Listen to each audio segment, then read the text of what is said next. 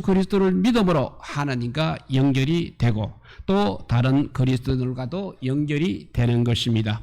우리는 하나님 아버지를 섬기는 그야말로 가족 공동체입니다. 교회는 확대된 가족이라고 할 수 있겠습니다. 가족은 어떠한 목적을 위해서 모이는 것이 아닙니다. 마음에 들든 마음에 들지 않든 함께 삶을 나누는 것이 가족입니다. 그래서 교회는 생명체인 것입니다. 생명체는 반드시 자라가야 하는 것입니다. 교회가 자라간다는 것은 성도 각 사람이 영적으로 자라난다는 것을 말하고 있습니다. 혼자서 그것도 자라는 것이 아닙니다. 모두 함께 자라가야 하는 것입니다. 자라가는 과정이 육안으로는 잘 보이지 않지만 서서히 진행이 되고 있는 것입니다. 오늘 읽은 이 에베소서 4장에서는 온전함을 강조하고 있습니다. 온전함이 바로 그리스도에게까지 자라가는 것이 온전함입니다. 어린아이의 일을 벗어버려야 하는 것입니다. 이 모든 것은 개인만이 아니라 함께 노력해야 한다는 것입니다. 그래서 공동체성입니다. 또 한 몸입니다. 또 유기적으로 서로 연결이 되어 있다는 것입니다. 오늘 16절 말씀은 교회의 본질을 잘 다루고 있는 구절이 되겠습니다. 다시 한번 읽어보면 그에게서 온몸이 각 마디를 통하여 도움을 받음으로 연결되고 결합되어 각 지체의 분량대로 역사하여 그 몸을 자라게 하며 사랑 안에서 스스로 세우느니라 했습니다. 바울은 인체의 신비를 이렇게 그리스도의 몸인 교회와 연결을 시키고 있습니다. 그리스도의 몸은 항상 성장해 가야 하는 것입니다. 그래서 우리 성도들 안에 성장의 DNA가 있는 것입니다. 하나님께서 우리에게 성장의 DNA를 심어 놓으셨기 때문에 그렇습니다. 교회도 마찬가지입니다. 머리와 몸, 팔과 다리가 서로 연결이 되어 있습니다.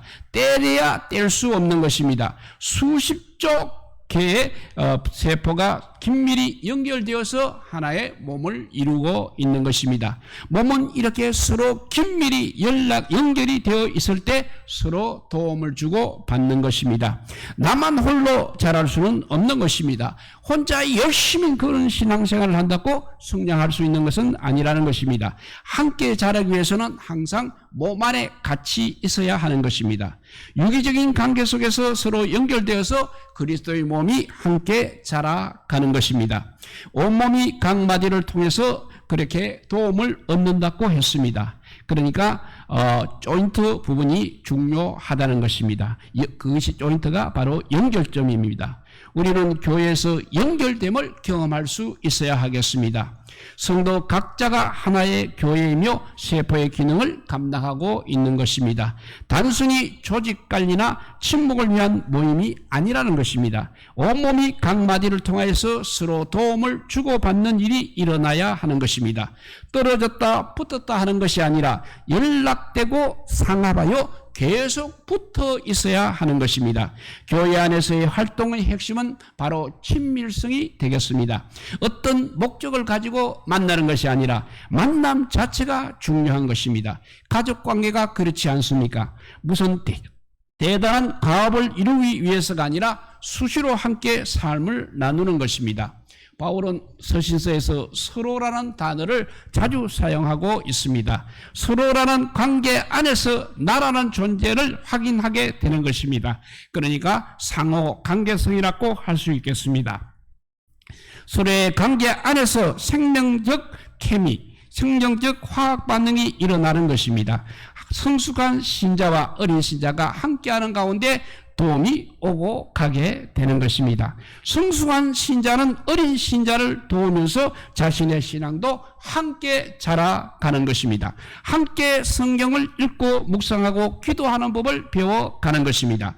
하나님이 누구신지, 구원이 무엇인지, 교회가 무엇인지, 어떻게 우리가 말씀을 순종해야 하는지, 죄를 지었을 때는 그럼 어떻게 해야 하는지, 또 교회를 어떻게 섬겨야 할 것인지, 자녀들을 어떻게 성경적인 방법으로 교육을 할 것인지, 이런 원리와 말씀들을 배워나가는 것입니다. 그리스도의 몸 안에 속했을 때 이렇게 서로 도움을 주고 받으면서 자라가는 것입니다. 몸 안에 붙어 있다는 사실이 중요한 것입니다. 그러나 때로는 몸 안에 연결되어 있는 것이 오히려 불편할 수도 있습니다. 손가락 끝에만 살짝 화상을 입어도 고통이 온몸으로 신경을 통해서 전달이 됩니다. 손가락 끝에서 밀려오는 그 작은 고통 때문에 잠을 잘 수가 없을 때도 있는 것입니다. 그러나 손가락이 고통을 준다고 그 손가락을 우리가 당장 자를 수는 없는 것입니다. 오히려 삼해 주어야 하는 것입니다. 지금은 비록 고통을 주고 있지만 그 손가락이 내 몸의 귀중한 일부인 것입니다. 손가락과 몸은 이렇게 별개가 아니라는 것입니다. 손가락을 돌보는 것이 바로 내 몸 전체를 위하는 것이 되는 것입니다. 공동체 안에 있을 때 어떤 유익이 있는지는 평소에는 잘 알 수가 없습니다. 그러나 내가 약할 때 결정적인 도움을 받게 되는 것입니다. 손가락이 몸에 붙었을 때 돌봄을 받는 것입니다. 몸 안에 있는 것 자체가 복이라는 것입니다. 붙어 있으면 삽니다. 떨어져 있으면 죽는 것입니다. 우리가 교회 안에서 이런 경험을 하게 되는 것입니다. 어려움을 당한 지체들을 적극적으로 도와줍니다. 함께 울고 웃습니다. 힘들수록 더 한마음이 되어 한마음이 되면 고통의 순간이 지나가게 되는 것입니다. 약할수록 더 돌보는 것이 우리 몸의 원리인 것입니다. 기계의 부속품이 고장나면 미련없이 바꾸면 됩니다. 그렇지만 그리스도의 몸에는 부속품이 없는 것입니다. 아주 작은 기관이라도 매우 소중한 것입니다. 문제를 일으키고 힘들게 하는 지체가 있습니까? 아픈 손가락이라 할 수 있겠습니다. 그런 때는 더 관심을 가져 주어야 하는 것입니다. 아픈 손가락을 모른 채하고 편안할 수는 없는 것입니다. 교회 안에서 한 성도의 가정이 고통을 겪을 때 그 고통이 교회 식구들에게 전이가 된다면 그것이 바로 한 몸이 된 것이라 할 수 있는 것입니다. 이웃 교회가 힘들어하는 것이 느껴지는 것이 된다면 느껴지는 것은 이웃 교회가 힘들어하는 것이 느껴진다는 것은 바로 그 교회와 같은 그리스도의 몸이기 때문인 것입니다. 아픈 손가락을 돌보는 이 바로 내 몸을 사랑하는 것입니다. 때로는 실수하고 때로는 죄를 지었을지라도 서로 도움을 주고 받아야 하는 것입니다. 공동체 안에서 서로 돕고 섬기며 성장에 기여해야 하겠습니다. 교회 안에서 서로 은사를 발견하도록 돕고 공동체를 어떻게 섬길 수 있는지 도와야 하는 것입니다. 짐을 서로 지는 법을 익혀야 하겠습니다. 2000년 전 사도행전에서 놀라운 공동체가 일어났습니다. 지금 공산주의자들이 도전을 받고 따라하다가 결국 그들은 실패를 했던 일입니다. 사랑의 영이신 성령이 강력하게 임할 때야 바로 가능한 공동체가 가능한 일인 것입니다. 그 말씀을 읽어보면 사도행전 2장 44절에서 47절 말씀입니다.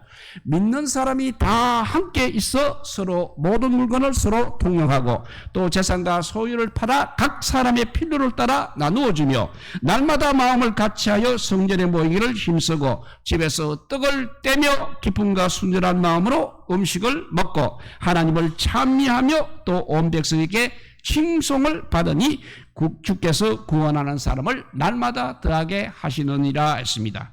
이런 교회가 될 때 온 세상 사람들이 교회를 바라보며 칭송을 하게 되는 것입니다. 정말 교회가 교회다워질 때 세상은 비로소 교회를 통해서 그리스도가 누구신지를 알게 되는 것입니다. 공동체 안에서 함께 한다는 것은 매우 어려운 일입니다. 왜냐하면 서로 다르기 때문에 그렇습니다. 오늘 본문 16절에서 각 지체의 분량대로라고 했습니다. 우리가 받은 은사, 믿음의 분량, 신앙의 경험도 각자 다 다릅니다. 나와 다른 사람과 함께 한다는 것은 바로 모험인 것입니다.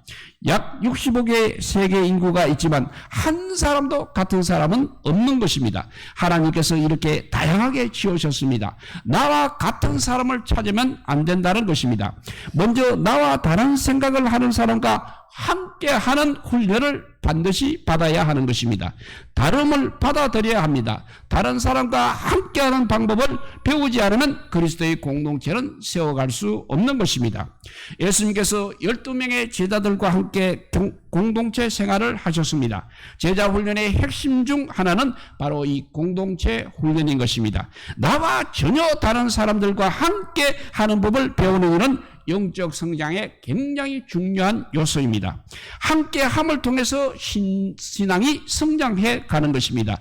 홀로는 성장할 수 없습니다. 함께할 때만 경험할 수 있는 것이 있습니다. 그러나 함께하다 보면 결국 갈등을 피할 수는 없을 것입니다. 긴장도가 높아집니다. 부부도 역시 그렇습니다. 전혀 갈등이 없는 부부는 이 세상에 없습니다. 교회 안에도 갈등이 있는 것이 오히려 정상인 것입니다. 사도행전 15장에 바나바와 바울이 싸우는 장면이 나오고 있습니다. 정말 격하게 싸운 것으로 보이고 있습니다. 사도행전 15장 39절을 보면 서로 심히 다투어 피차 갈랐으니 바나바는 마가를 데리고 배 타고 구부로로 갔다고 했습니다. 이 두는 그야말로 성경에서 영적 거장들입니다. 바나바는 위로자로 명성이 난 사람입니다. 바울 역시 영적 리더십이나 헌신에서도 손색이 없는 지도자였습니다. 교회의 개척자로서 성령의 영감으로 신약의 3분의 1을 기록한 하나님의 사람입니다. 그리고 성도들의 존경의 대상이었습니다. 그런데 그들이 다투고 있습니다. 좀처럼 우리가 상상이 안 되는 대목입니다. 마가라 하는 요한을 2차 선교 여행에 데리고 갈 것인가 말 것인가로 이렇게 논쟁이 벌어졌습니다. 갈등이 일어난다는 것은 이렇게 당연한 것입니다. 갈 것인가, 신앙계 신앙생활을 하다 보면 갈등은 일어나게 되어 있습니다. 갈등이 일어나는 여러 가지 요인 중에는 서로의 차이점이 있다는 사실입니다. 태생적으로 사람은 다 다릅니다. 경험이 다릅니다. 기질도 다릅니다. 관점도 해석도 역시 다른 것입니다. 저 사람은 왜 저런가 이해가 안 될 때가 있을 것입니다. 왜냐하면 우리 하나님께서 다르게 지으셨기 때문입니다. 그래서 왜 차이점이 생기는 것인가 하면 강조점이 다르기 때문입니다. 하나의 사건을 바라보는 하나의 사건이나 문제를 바라보는 관점에 따라서 평가가 다르게 나오는 것이 정상인 것입니다. 오늘 바울과 바나바의 갈등 역시 관점의 차이였습니다. 바울은 사역적인 관점에서 바라보고 있었습니다. 더 이상 마가는 사역에 도움이 안 된다고 여겼습니다. 이제 정말 중요한 사역을 해야 되는데 준비되지 않은 마가를 데리고 가게 되면 오히려 도리어 짐만 된다고 보았습니다. 그러나 바나바는 사람 중심이었습니다. 실수는 비록 했지만 한 번 더 기회를 주고 사람을 키우자는 것입니다. 처음부터 완전한 사람이 어디 있겠습니까? 연약해도 안고 가자는 것이 바로 바나바의 입장인 것입니다. 두 사람의 방식이 다를 뿐이지 틀린 것은 아닙니다. 다른 관점일 뿐입니다. 그 외에도 다양한 차이들이 있기는 있었습니다. 또 기질의 차이가 있었습니다. 우울질인 사람들은 완벽주의적인 성향이 있는 것입니다. 그리고 그들은 모든 것이 정확해야 됩니다. 돈 계산이든 계획이든 정확한 것을 원하고 있습니다. 준비가 꼼꼼하고 항상 문제를 심각하게 접근하는 편입니다. 대충 넘어가는 것이 없는 것입니다. 그래서 감수성이 예민하고 분석적이고 비판적인 입장을 취할 때가 많습니다. 모두가 다 좋다고 해도 한 번 더 신중하게 고려해보자고 합니다. 그래서 준비성이 탁월합니다. 그래서 문제는 결정을 내리는데 시간이 많이 걸린다는 것입니다. 그런데 점액질이라는 성질이 있습니다. 그 점액질은 대충 하자는 주의입니다. 만사가 느긋하고 두뭉실합니다. 남이 하자는 대로 따라가는 스타일입니다. 자신을 잘 나타내지를 않습니다. 점액질은 그래서 부딪히지가 않아 좋습니다. 대신 추진력은 약합니다. 하지만 일을 한번 시작하면 꾸준히 맡은 일을 해내는 것입니다. 또 담접질이 있습니다. 그것은 항상 이끄는 리더십 스타일입니다. 자신감이 넘치고 야망이 있습니다. 목표를 향해서 줄기차게 달려갑니다. 어디를 가나 대장이 됩니다. 다른 사람의 말에 영향을 잘 받지 않습니다. 대신 공감을 잘 못하고 독립적입니다. 종종 주변에 적이 많이 생기기도 합니다. 그 다음에 다혈질인 사람이 있습니다. 다혈질인 사람은 낙천적이고 스트레스를 잘 안 받습니다. 말을 잘하고 말로 사람을 즐겁게 합니다. 주변에 친구들이 많습니다. 혼자 있는 것보다 함께 있는 것을 좋아합니다. 그래서 쾌활하고 활동적입니다. 그런데 흥분을 잘 합니다. 기질은 좋고 나쁜 것은 문제가 아닙니다. 이런 것이 다른 것이라는 것입니다. 왜냐하면 우리 하나님께서 우리를 모두 다르게 지으셨습니다. 흥미로운 것은 은혜를 받아도 기질적으로 행동을 한다는 것입니다. 말씀을 들을 때도 역시 기질적으로 말씀을 듣는 것입니다. 서로의 기질을 알고 지내면 좋은 것입니다. 나와 다른 점을 이해하고 상대의 장점을 보려고 노력을 해야 하는 것입니다. 약점이 있으면 반드시 강점도 있는 것입니다. 강점이 또 약점이 되기도 하는 것입니다. 서로 다를 때 갈등이 일어날 수는 있습니다. 그렇지만 조금씩 이해하고 조화를 이루려고 해야 하는 것입니다. 서로 성경은 바나바와 바울이라는 인물을 절대 미화하지 않고 있습니다. 싸움 장면을 이렇게 그대로 노출하고 있는 것입니다. 두 지도자의 싸움을 보면서 실망하기보다는 우리는 인간미를 느끼게 됩니다. 대개의 갈등은 본질보다 비본질 때문인 것입니다. 그래서 우리는 본질하고 비본질을 반드시 구분해야 하는 것입니다.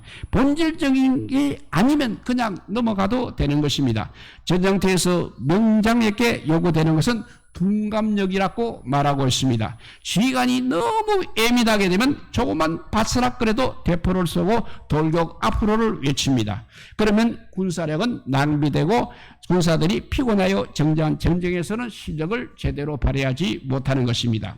예수님께서 제자 훈련을 하는 동안에 제자들과 함께 공동체 생활을 하면서 얼마나 피곤하시겠습니까? 예수님의 수련에 전혀 못 미치는 사람들과 3년을 같이 지내니 얼마나 가슴이 터졌겠습니까? 아마도 예수님은 이 둔감력이 최고였을 것 같습니다.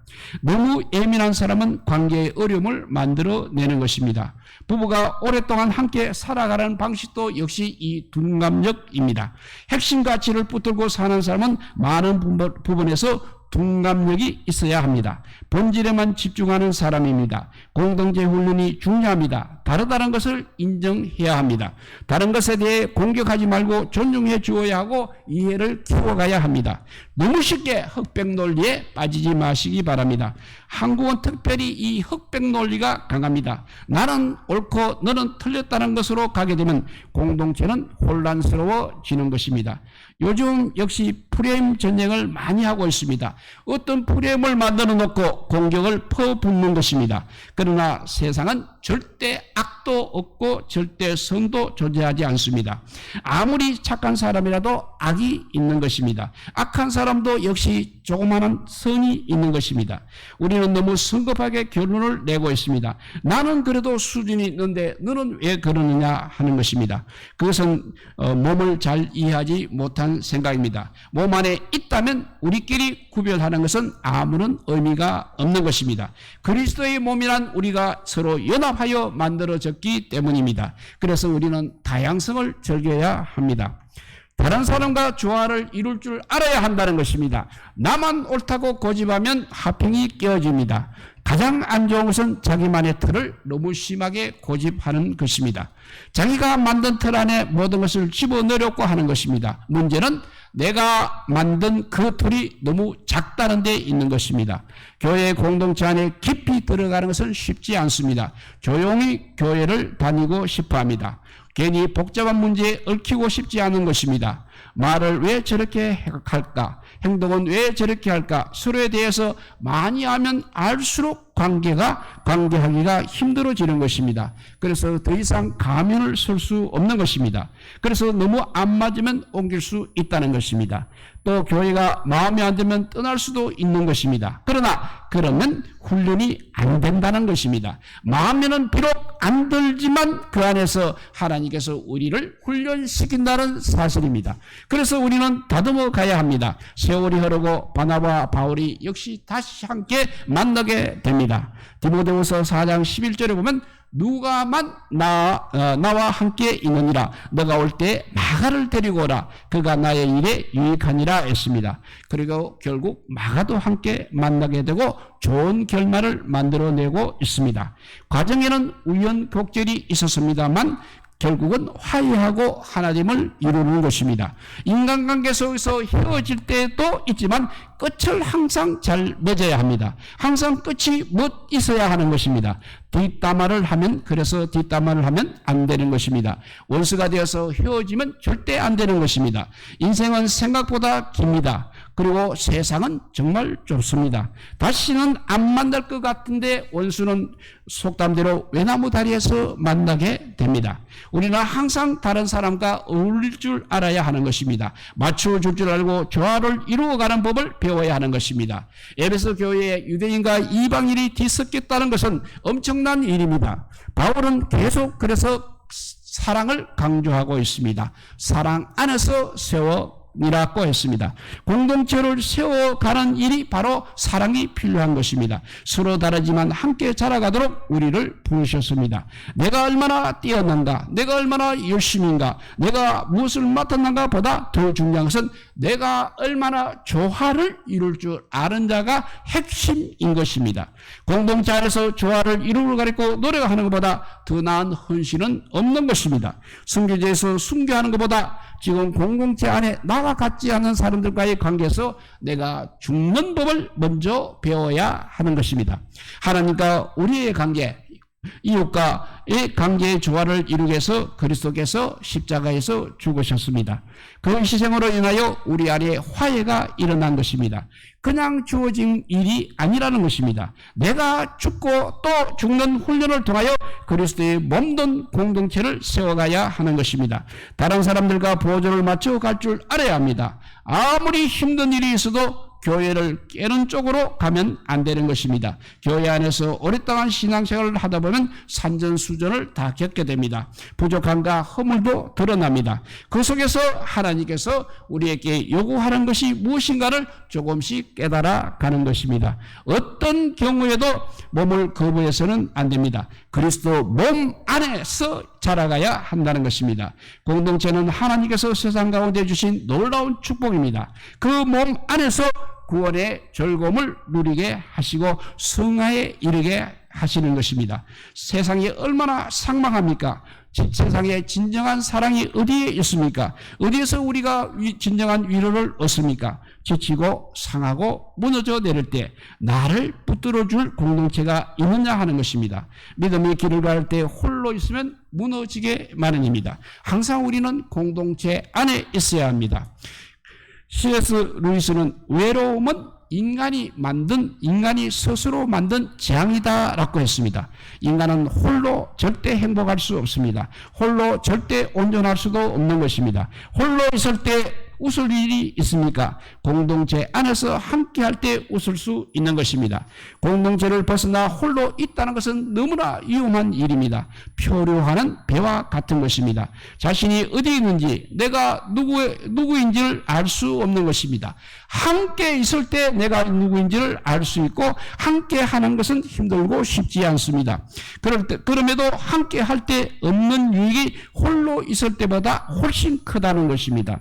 공동체 안에 있을 때 치유도 일어나는 것입니다. 공동체 자체가 바로 치유력을 가지고 있습니다. 말씀을 통하여 은혜 받고 기도로 합심하고 서로 격려할 때 그 안에서 치유가 일어나는 것입니다. 그리고 회복이 되는 것입니다. 혹시 홀로 떨어져 있는 분은 계신다면 공동체 안으로 반드시 들어오셔야 합니다. 성경을 읽어도 개인에게 주신 말씀으로만 들으면 성경이 잘 이해가 안 되는 것입니다. 공동체라는 개념을 가지고 성경을 들여다 봐야 옳은 해석이 되는 것입니다. 공동체 안에서 서로 격려하며 함께 할 때 은혜가 전폭되는 것입니다. 혼자 기도하기도 하지만 함께 기도할 때 엄청난 유익이 있는 것입니다. 함께 사랑을 나눌 때 세상을 이기게 되는 것입니다. 인생의 위기가 닥칠 때, 폭풍우가 몰아칠 때, 내가 저항할 수 없는 어려움에 휩싸일 때 공동체에 연결된 사람과 그렇지 않는 사람은 하늘과 땅 차이라 할 수 있겠습니다. 공동체 안에 함께 하시고 공동체가 세워지는 일에 모두 다 기여하시기를 바랍니다. 그 공동체 안에서 자라게 하시고 그 공동체 안에서 힘을 얻게 하실 것입니다. 그리스도의 몸 안에서 서로 깊이 연결되어 있다는 것을 우리가 느낄 때 함께 자라게 되는 줄 믿으시기 바랍니다. 오늘 본문 16절의 말씀을 우리 삶에 항상 적용하시고 함께 자라가는 그리스도의 몸된 교회의 이론들이 다 되시기를 우리 주님의 이름으로 축복드립니다. 기도하겠습니다. 사랑의 하나님 감사합니다. 우리는 그냥 나만 잘 믿으면 된다고 생각하고 나만 충성하면 된다고 생각했습니다. 그렇지 않고 오늘 말씀을 통해서 우리가 공동체 안에 한 몸이 되어야 한다는 것을 깨닫게 하여 주시니 감사합니다. 함께 아버지 은혜가 정복되고 함께 기도할 때 엄청난 유익이 있고 함께 사랑을 나눌 때 세상을 이기게 된다는 이 아버지 원리를 우리가 깨닫고 우리 믿음이 성장할 수 있도록 성령 하나님 도와주시기를 간절히 빌고 원하오며 이 모든 말씀 아무 공도 없으나 우리 구주 예수 그리스도 이름으로 기도드리옵나이다. 아멘. 네, 우리 찬송가 88장